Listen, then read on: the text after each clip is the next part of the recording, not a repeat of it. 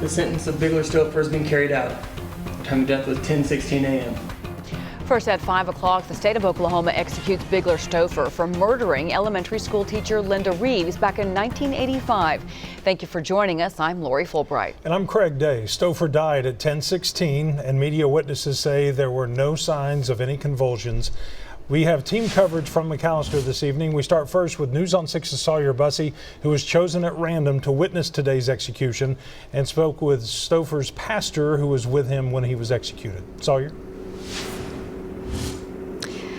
Yeah, that's right, Craig. So Bigler Stouffer's spiritual advisor actually called the execution a life sentence, not a death sentence. He calls Bigler Buddy and says today is a celebration that symbolizes Buddy's days in prison are over.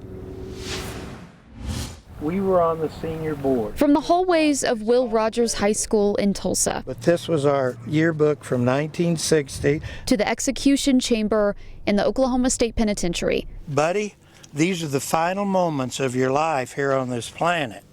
And it's going to be like a shot in the arm. This friendship runs deep. Because he wanted me there. We've just had that kind of relationship. Today, as Bigler Stouffer's execution by lethal injection began, And they allowed me to anoint Buddy's head. his friend and pastor, Howard Potts, was praying and speaking over him. This is your going home party. So when I finished, I said, let the band start playing. Let us dance with glee because of what took place. This was his destiny. Stouffer was convicted of murdering a beloved Putnam City school teacher in 1985 named Linda Reaves. Linda's sister Dana and her family can finally get on with their lives without fear. Linda's cousin spoke after the execution. Although long in coming, justice has prevailed.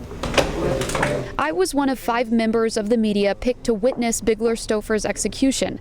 There were no signs of convulsions. He fell asleep, his breathing slowed, and he didn't wake up.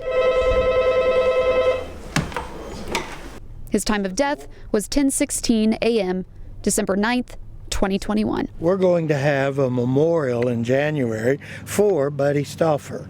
We're going to get together and celebrate that he's finally out of prison.